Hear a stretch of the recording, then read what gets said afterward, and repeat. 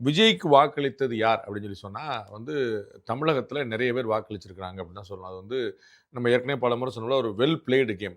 நம்ம வந்து இத வந்து ஒரு ரீஜனா, ரிலிஜனா கொஞ்சம் டீகோட் பண்ணி பார்ப்போம். நம்ம வந்து டெமோகிராபிக்கலா நம்ம பார்ப்போம் அப்படின்னு பார்த்தீங்கன்னா, அ சென்னையுடைய தாவேக்காவுடைய ஸ்ட்ராங்கான பெனட்ரேஷனா நான் 3ஆ பிரிக்க விரும்புறேன். தாவேக்கா வந்து எங்கெங்கெல்லாம் வந்து பெருசா ரோல் பண்ணியிருக்கு அப்படின்னா, 3ஆ பிரிக்க விரும்புறேன்.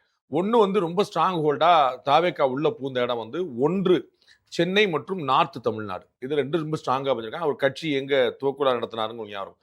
இந்த 2 இடத்துல விழுப்புரம், ஸ்ட்ராங்கான ஆமா விக்கிரவாண்டி, விக்கிரவாண்டி வி சாலை. இது எல்லாமே அந்த இடத்துல வந்து வந்து அவங்க வந்து ரொம்ப ஸ்ட்ராங்கான வி சாலை விஜய். சரிங்களா? வி வி வி விஜய் வெற்றி கழகம். வந்து விசில். விசில். நார்த்து தமிழ்நாடும் சென்னையும் அவங்களுடைய தாவேக்காவுடைய ஸ்ட்ராங் ஹோல்டு ஃபர்ஸ்ட் லேயர். இதுக்கு ஈக்குவலான ஒரு லேயர் வந்து டவுன் சவுத் நான் சொல்லக்கூடிய கன்னியாகுமரி, தூத்துக்குடி, திருநெல்வேலி 3 மாவட்டங்கள்.